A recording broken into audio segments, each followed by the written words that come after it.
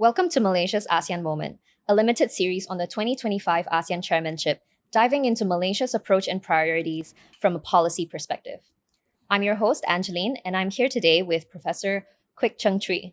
Prof Kuik is a professor of international relations at the National University of Malaysia and is also affiliated with Johns Hopkins University's Foreign Policy Institute and Carnegie China. But perhaps he's best known as the master of hedging, for his extensive knowledge on Southeast Asian countries' strategic non-alignment in balancing major power competition. Welcome, Prof. Kuik. As exciting as the topic of non-alignment and hedging is, today's episode will instead dive into Malaysia's ASEAN chairmanship, on what it means, what's at stake, and what we can expect from this year ahead. Now, Malaysia is taking helm at a critical moment, won't you say? The region is facing mounting pressures from rising geopolitical tensions, persisting divisions over Myanmar, while progress on a binding code of conduct for the South China Sea remains, shall we say, sluggish. So ASEAN's ability to navigate these challenges has been tested like never before. And it's against this backdrop that Malaysia's chairmanship has been highly anticipated, with hopes that it will steer the bloc into the right direction. Much of this expectation comes from Malaysia's leadership role in ASEAN itself, and as well as its impressive track record as chair in the past. So, Prof. Kuik, we actually had a very similar conversation in the past, and that's exactly why I thought you would be the perfect guest speaker. How would you describe Malaysia's chairmanship legacies? Thank you, Angeline. Thank you for having me here. I thought that is a great question as the first question. And to answer this question, I thought chairmanship for regional institutions like ASEAN really is about institutional building.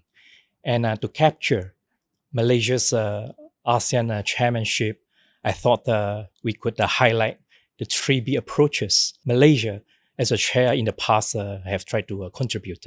So the 3B approaches, bridging, binding, and also building. So bridging interests, building regions, and then binding commitments, and then building cooperation.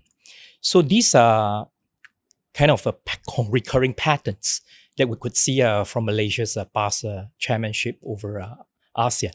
So 1997, for example, when Malaysia was the chair of ASEAN, we had ASEAN Plus 3.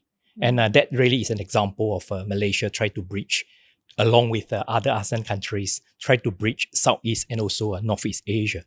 And then once ASEAN Plus 3 took place, being institutionalized, then we can have the binding processes. Binding in the sense that every year, these ASEAN Plus 3 countries will come together.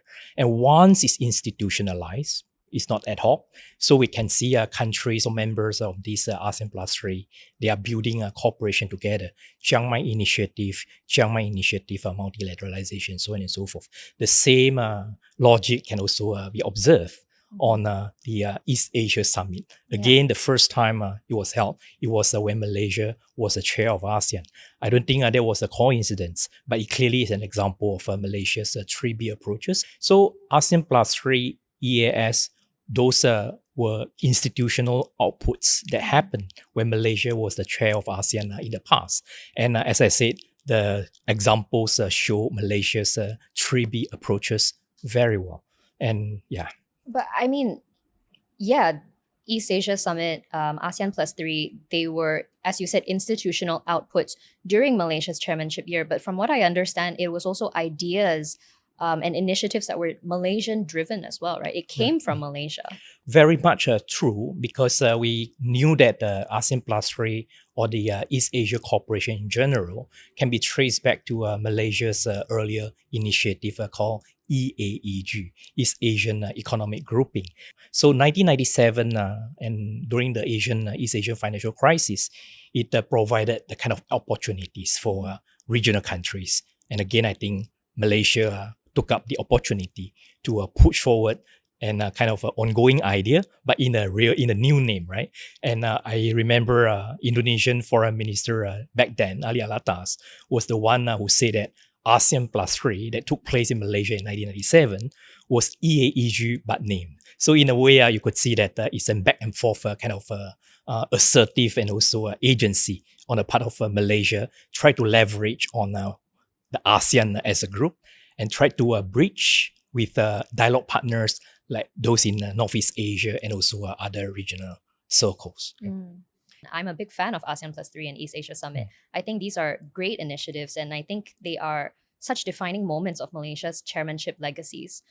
Others probably agree as well. Others who follow ASEAN, they also really look up to Malaysia's chairmanship and the kind of initiatives that come out of it. And that's probably why there are such heightened expectations for this year. Do you think this is fair that there's so much expectations this year? I believe a similar kind of expectation can be observed when certain active ASEAN member countries are taking over ASEAN chairmanship. I remember, for example, Indonesia, just 2 years ago, right? We could see a similar kind of expectation. But again, I think for observers like us, I guess we are kind of like realistic, pragmatic enough. When it comes to ASEAN multilateralism, ASEAN as a group and also ASEAN-led or ASEAN Plus mechanisms, we know that it is about three I's, right? It is imperfect, it is insufficient, but always indispensable. And it's imperfect just like any other grouping. Even EU is imperfect. There is no such thing as perfect entity, perfect platforms in the real world, right? And we also know that the ASEAN-led mechanism is always insufficient, meaning that it is important, but clearly you cannot just count on one or two tools to tackle many issues, right? ASEAN-led mechanism, for example, cannot tackle issues like Myanmar, cannot really effectively, manage the South China Sea issue. But clearly, despite these limitations, ASEAN and ASEAN-led multilateralism is still indispensable. Indispensable in the sense that you need those platforms to tackle a number of problems that no other platforms can tackle, can challenge. For example, we say that intra-ASEAN differences, you do need the ASEAN-led multilateralism as a platform so that we would come together so that we can build community building in a way that we recognize there are differences, there are disagreements among ASEAN countries, but we can and we will continue to use ASEAN as a platform. So again, I think ASEAN and ASEAN-led multilateralism, it's indispensable in that sense, despite it's imperfect and also insufficient. Yeah. So I think whoever takes over the ASEAN chairmanship, policymakers clearly are aware of the three I as a reality, right? So in the sense that we would live with the imperfectionist aspects. The realities are just out there. We also realize whoever the new chair, Malaysia included this year, recognize that Myanmar and South China Sea will be quite kind of touchy and very difficult, right? But you will still try to put up some efforts, new efforts, and try to tackle them alongside the other ASEAN partners, alongside the other dialogue partners as well. And we knew that a lot of things are in existence for quite some time. It requires some pragmatic and realistic approaches. What do you have to say about, ASEAN Plus 3, East Asia Summit? These are very good ideas, but some people have been criticizing its lack of efficiency, lack of effectiveness, that it's losing influence. Obviously, clearly, as you said, they are imperfect, they are insufficient, but you could see it as a good starting point. But how do we address this problem of losing efficacy, losing influence? Yeah. So I believe some of the criticism out there are fair one. And then sometimes it's also necessary and it can be a good things to kind of remind everyone at different levels to work harder, to tackle the realities, the common challenges that we are facing.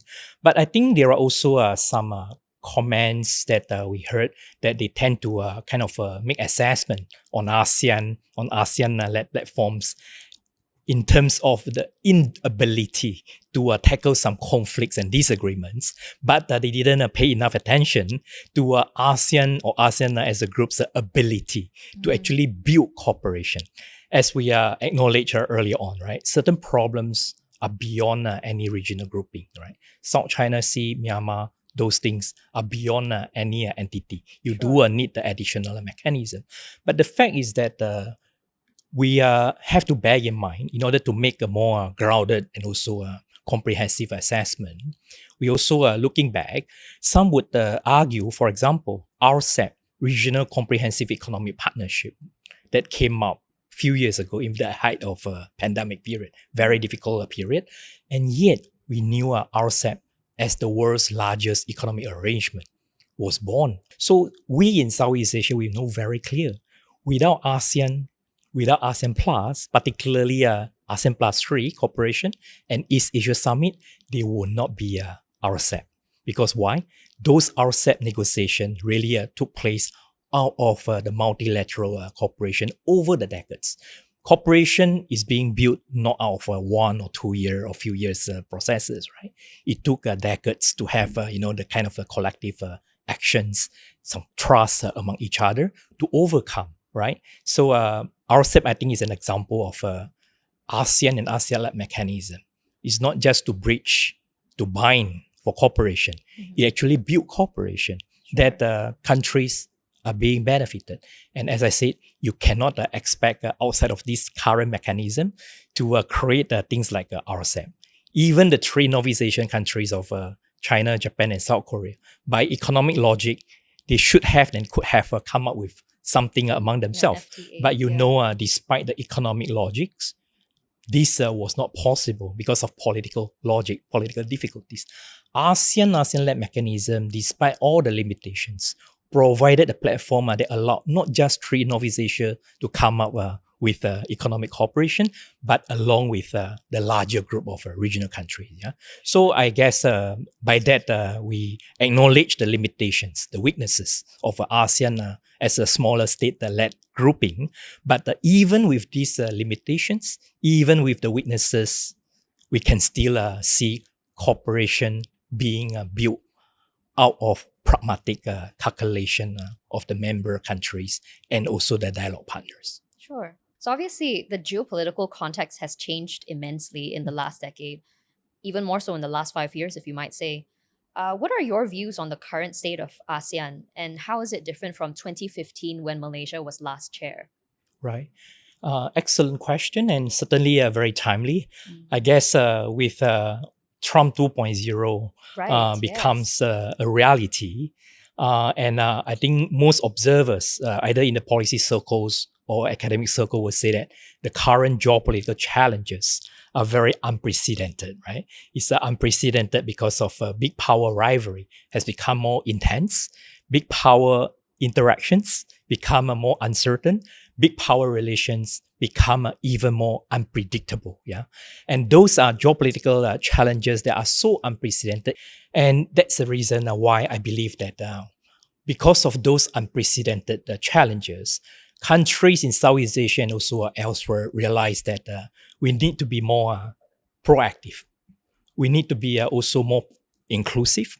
And we also need to be more adaptive, collaborating not just with countries in the same neighborhood. We actually need to be more proactive in collaborating with countries even outside of our usual circle of cooperation, outside of the comfort zone. So we could see more and more evidence, and some actually happen even before January 20th, 2025, right? Become even before Trump 2.0 become kind of a reality. We do see many evidence where countries in Southeast Asia working even more closely, not just within ASEAN and ASEAN Plus circles, we even open up a circle of cooperation with the non-ASEAN mechanism. Right? Thailand, Indonesia, for example, expressed that they are going to join OECD. At the same time, these countries, along with Malaysia, say that we are joining BRICS, so on and so forth. So those examples are examples to show that ASEAN countries, while continue to commit and invest in the ASEAN-led or ASEAN Plus mechanisms, we are not passive in exploring the non-ASEAN mechanisms. So meaning that we are pragmatic enough. We are pragmatic enough in recognizing the challenges, but we are also pragmatic enough to know that precisely because of those challenges, you need to be more active, inclusive, and adaptive in order to create more rather than less cooperative mechanism. It's interesting that you were talking about an inclusive, proactive, adaptive kind of strategic positioning, foreign policy. It kind of invites the question of what your thoughts are on the ASEAN-GCC-China summit. Yeah. What do you make sense of this trilateral? From Southeast Asia perspective, and I would say that ASEAN-GCC-China actually is the latest example to indicate and also reflect the 3B approaches that we talked about earlier on, right? Isn't ASEAN-GCC-China the latest example of Malaysia's long-standing 3B approaches in institutional building, in also integration within region and now inter-region, right? It is about bridging, it is about binding, it is about building. So this submit the proposal, this proposal to have ASEAN GCC summit is a first step. It's a first step of trying to bridge not just the ASEAN region, but also ASEAN region with GCC region and China. So you have the three layer of actors together, right? So that's bridging. Yeah? And with bridging, and depending on to what extent, for how long this summit will be or can be institutionalized. If from now on we are going to have a similar mechanism, maybe not just summit, but also a ministerial and working level in the coming years, whether or not it is annually or once every 2 years. But if there are efforts of institutionalizing them so that it is not a one-off or ad hoc things, then you know it is not just about bridging. It will be about binding together. Every year, these leaders and officials of these countries will come together. And one, it is bridge. One, you have the binding processes. You can anticipate the next layer will be about building cooperation. Already, there are talks about among all these countries to explore having more trade between these countries and these regions. With trade, also investment. Don't you think those are exactly what we need, as we are seeing the almost inevitable reduction of our links with the US, the mainstream markets, mainstream capital and economic connectivity. Human nature as a prudent prudent creature is that you want to do some offset. Yeah, offset in the sense that as you are losing some aspect of this cooperation, you need to create more. Maybe it will not substitute anytime soon, but precisely because of that, you need more layers, right? So the same, again, it reinforces our earlier observations that it is not either or. Well, unfortunately, that's all the time that we have for today. Thanks, Prof, for taking the time to sit down with me and having this chat about Malaysia's ASEAN chairmanship this year. Thank you for having me. Thank you. You've been listening to Malaysia's ASEAN Moment, an ISIS Malaysia podcast. Be sure to follow us on Instagram, X, LinkedIn, at the Institute of Strategic and International Studies, ISIS Malaysia, for more updates and insights into our chairmanship year.